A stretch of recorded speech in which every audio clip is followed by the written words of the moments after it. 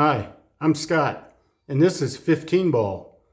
The basic rules of 15 ball are the first 8 balls of the rack are pocketed in random order, also known as pattern play, and the last 7 balls are pocketed in numerical order, similar to 9 ball or 10 ball.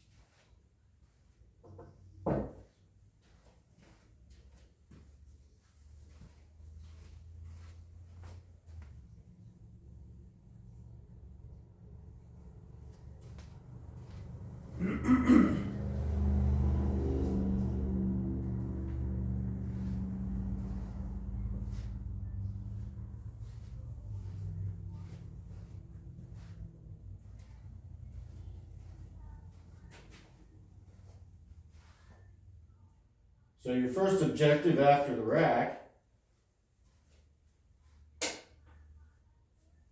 is to address problem areas on the table. We have these 2 balls here that are clustered up, the 6 and the 7, 4 and the 15 are an issue.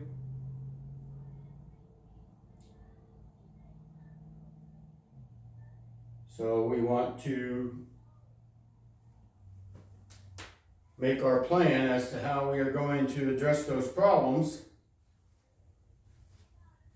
as we go through the rack to develop our last 7 rotation pattern to win the game.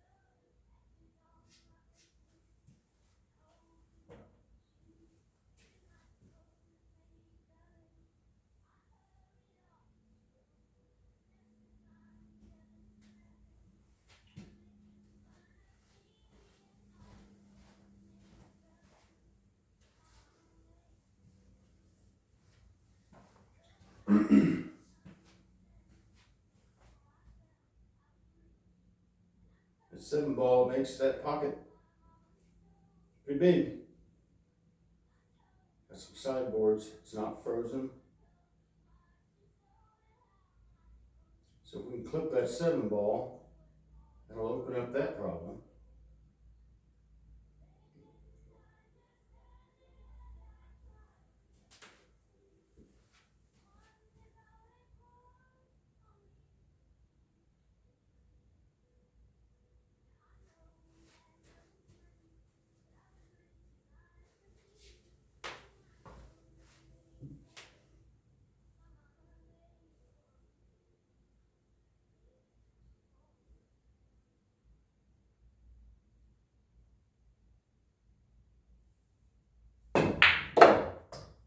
But we didn't clip it.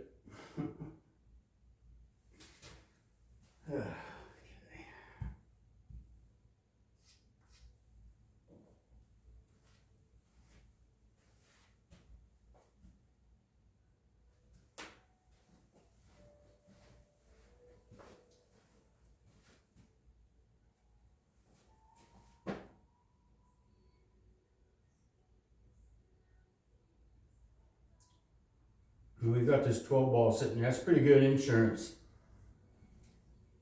You don't want to. I don't want to combo it right now because I still got problems on this table that I need to address. And if I get into trouble, that's a pretty good ball to get me out of it.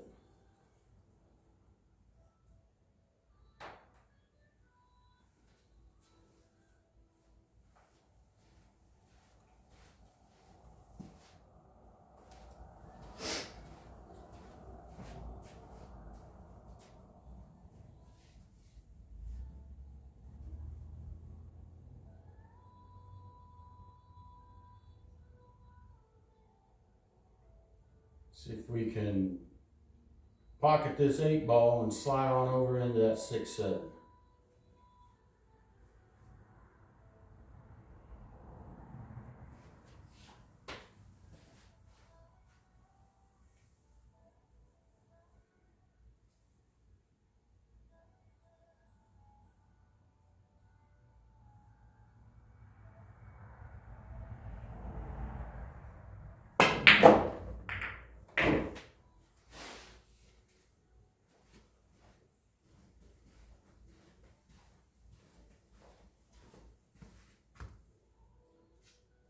So that's one problem addressed. We still got this 15-4.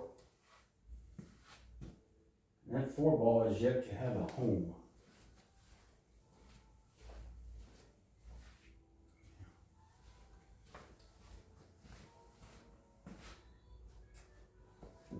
Now it can go in the side right now.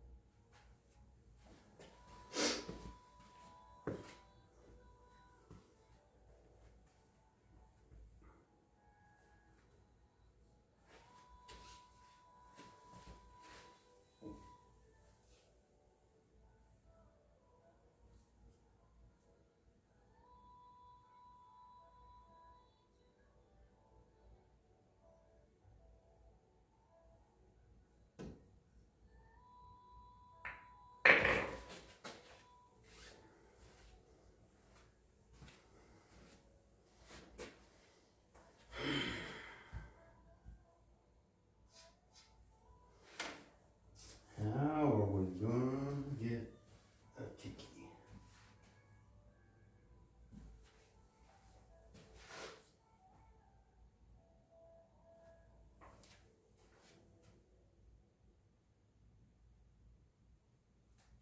Ten balls on the table. We got 3 more shots to address that problem.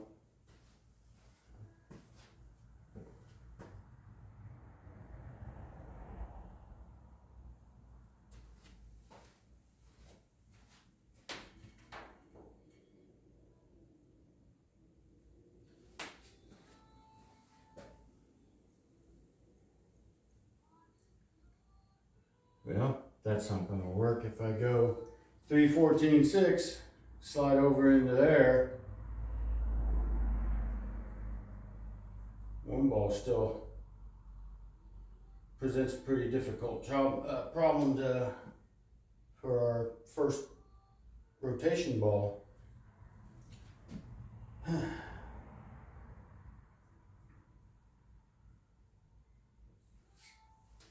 Let's see here.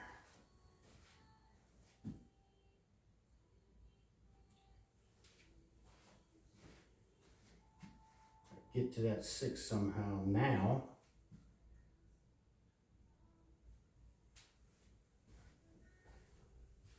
One shot to get on this 6. Let's try to carry him tiki the 4. Let's see. Is it 11?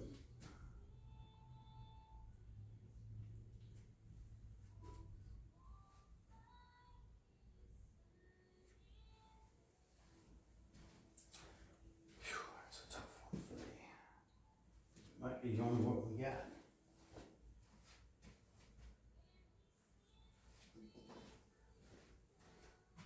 Nope.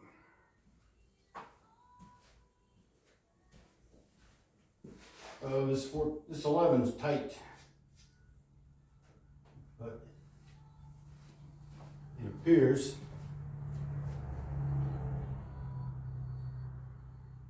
that is the shot that makes the most sense.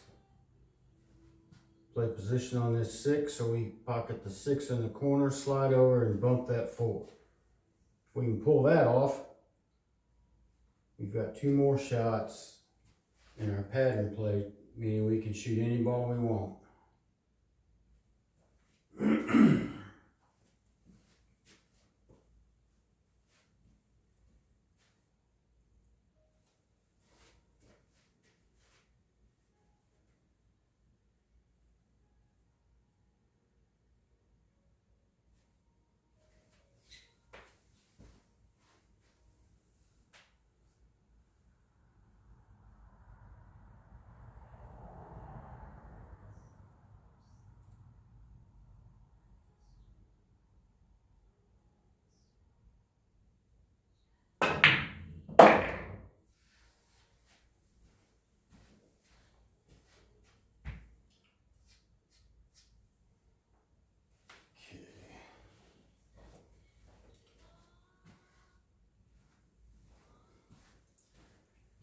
Oh, I got a little flat.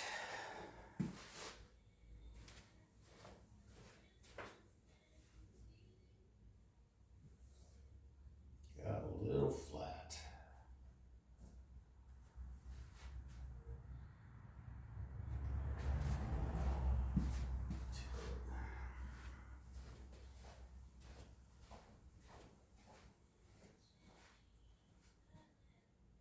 Got a lot flat.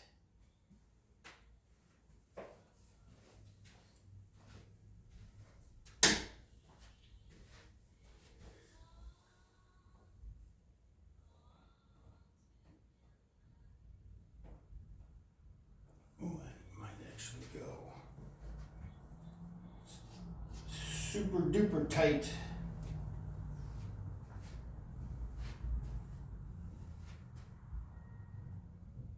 Man, it's tight.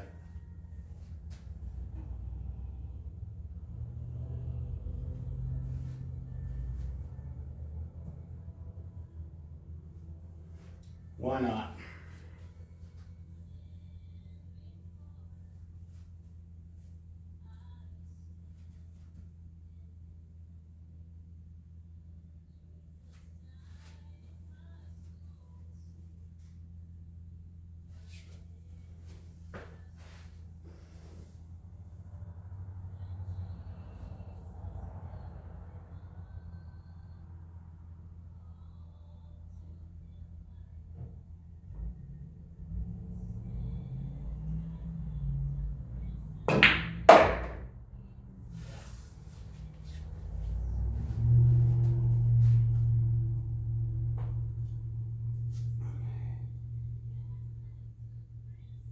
Eight balls left. We're on a straight pool term called the key ball. Didn't get a very good key ball. Because I got one. My next shot is the 1, because we are entering the rotation phase of the game.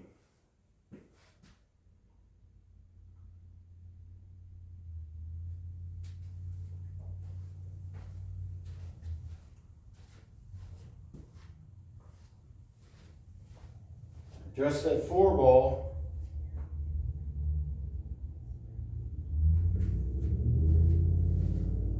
Didn't leave myself too many favors. Straight in on this 6.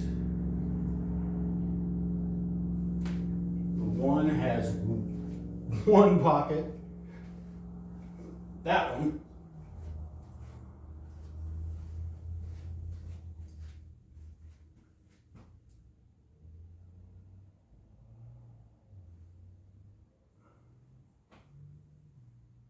Man, I'm in trouble. I am in trouble.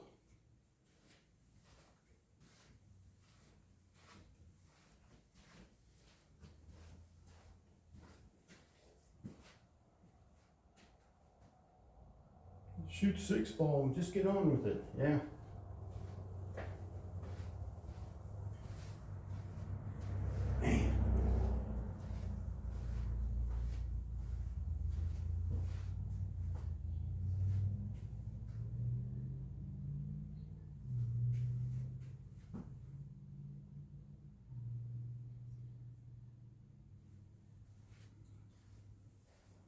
liking my predicament.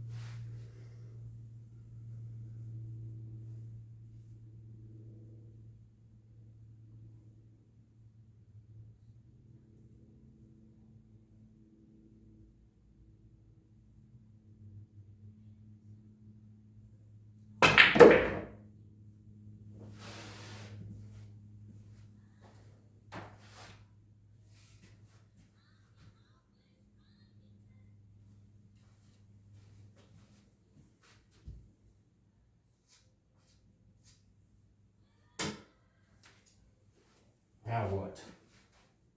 We are now into the rotation phase of this game.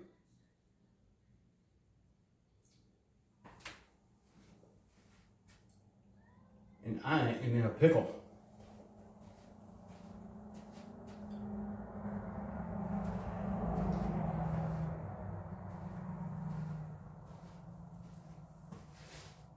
Ain't no cutting that ball backwards. There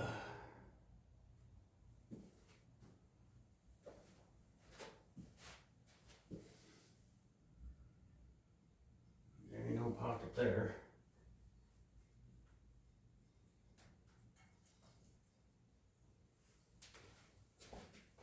Ain't no bank there.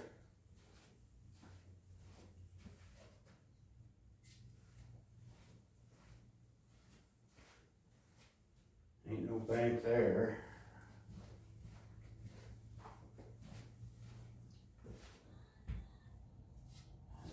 Shoot.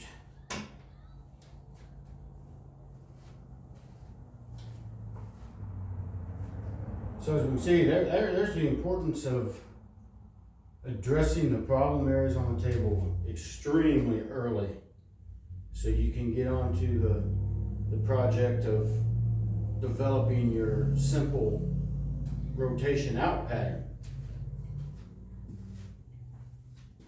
Because the predicament I'm in right now, there's not a simple out pattern.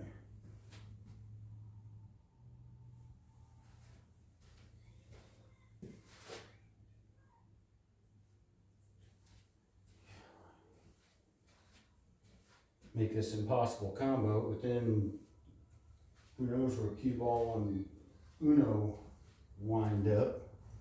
Too many balls blocking to even attempt to know where that ball's going to go. Okay.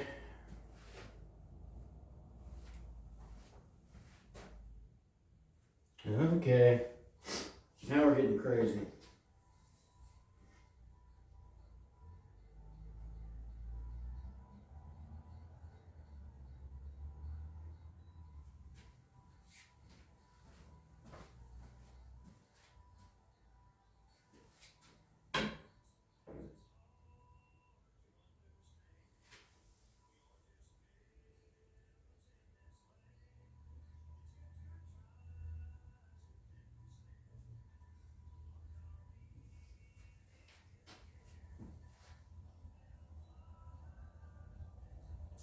Well, that's a flyer.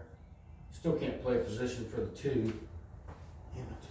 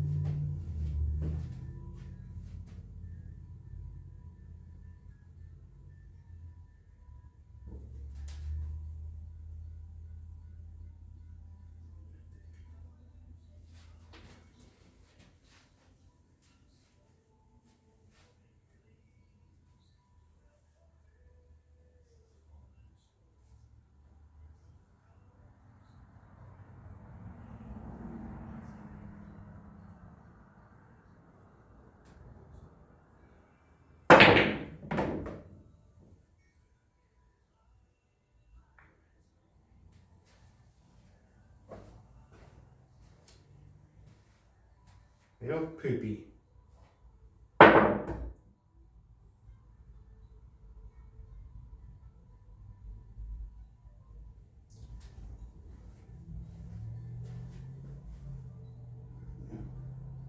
Made another mess.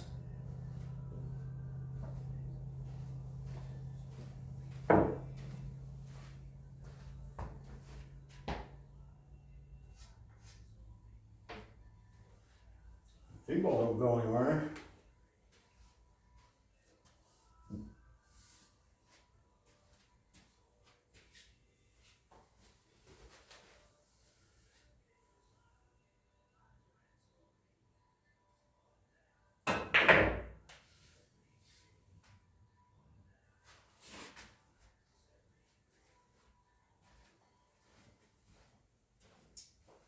Yeah.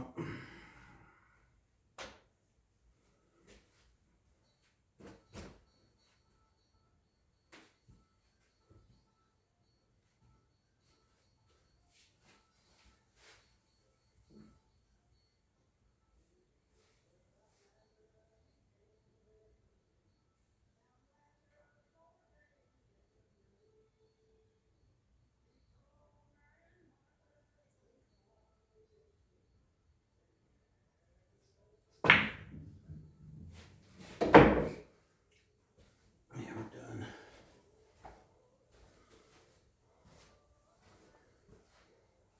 My bank.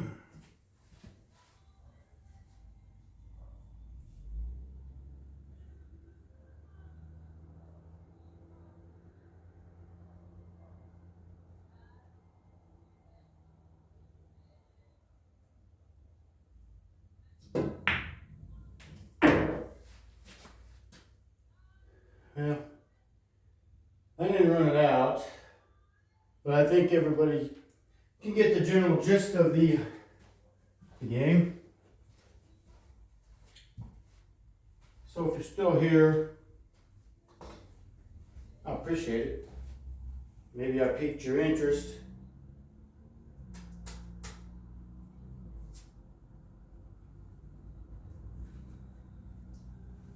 And I want to go into the further in-depth dive into the rules here.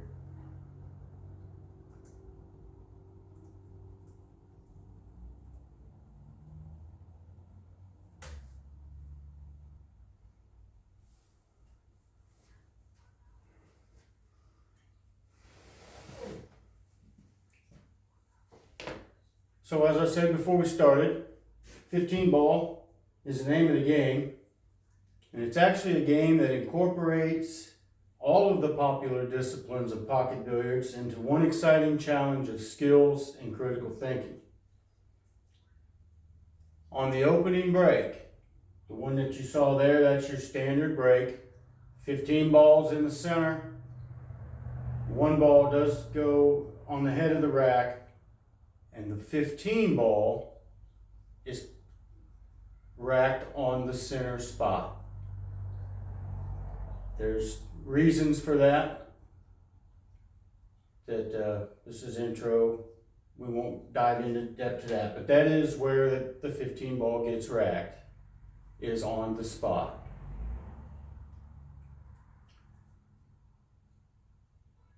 A scratch with a pocketed 15 ball, loses the game. However, if you pocket the 15 ball on the break, that is considered a win. There are no push-outs after the break, like your standard 9-ball or 10-ball rotation games. There's no push-out after the break. Your opponent racks. No racking for yourself. Your opponent racks. However, the person breaking can inspect the rack, but he cannot request a re-rack. You have to take what is given to you. When you're saying, "Oh, Scott, that's a hunk of crap." Well, I understand that, but we're going to keep this positive. The reason that the opponent racks with no arguments is to eliminate the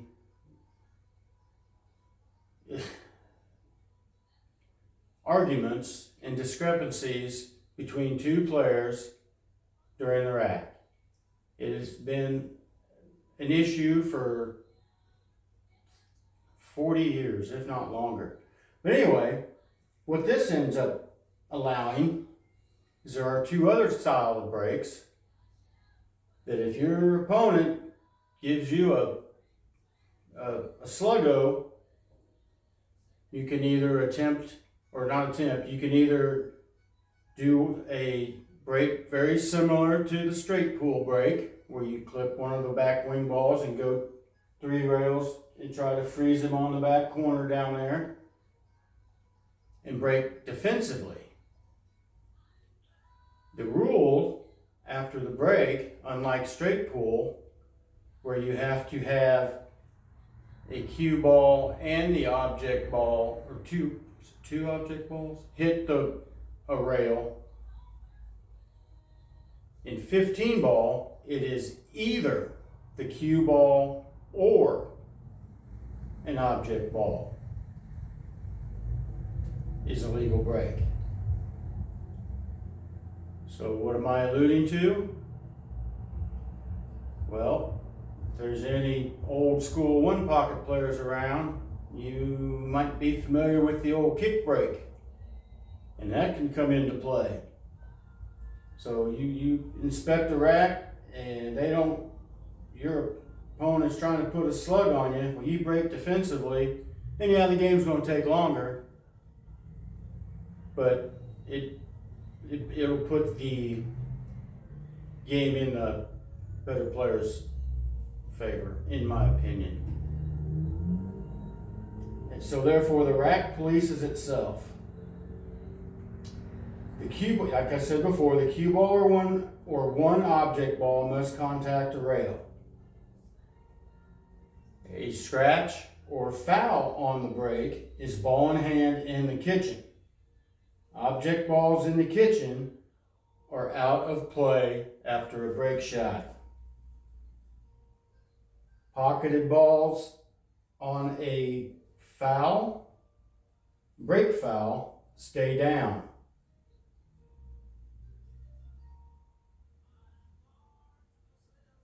Hear that? Pocketed balls on a break foul, stay down. All balls, object balls in the kitchen are out of play, period. The gameplay, as I mentioned before, the first 8 balls of the rack of 15 are pocketed in any order, which is your pattern play. The remaining 7 balls are in rotation. The 15 ball cannot be pocketed during pattern play. The first 8 balls of the rack, which are the first 8 balls of the rack. Doing so results in loss of game. An early, parentheses, called 15 ball in rotation play wins the game. If you're playing 10 ball rules. 9 ball, if you're in rotation play, the quote unquote fluke counts. If the player attempts a carom shot on the 15 ball and makes the first legally contacted ball but misses the 15 ball, he is allowed to continue shooting. If he makes the 15 ball but misses the legally contacted ball, he still wins the game. So you don't have to make both. You don't have to make an 11 and 15 to make both of them to win. You call 11 and you're playing the 15, make the 11, jar up the 15, you're still shooting. And vice versa. You jar up the 11, but you pocket the 15, you win the game. The remaining 7 balls are the balls that are pocketed in rotation, utilizing your standard rotation pool rules.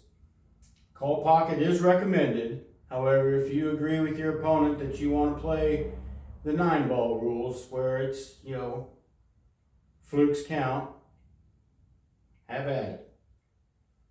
3 consecutive fouls results in a loss of game. Ball in hand anywhere on the table after foul except for the break.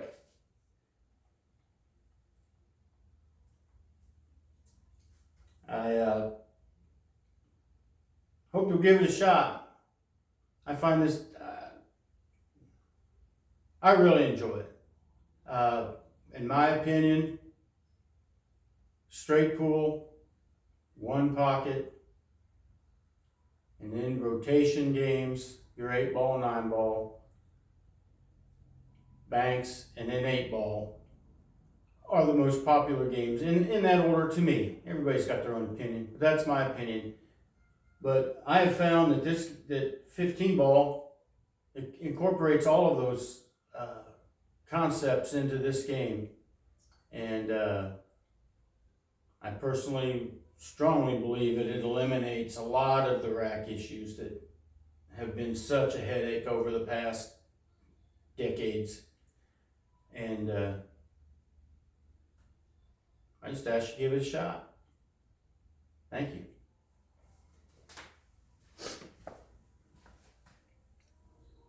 And grace be with you.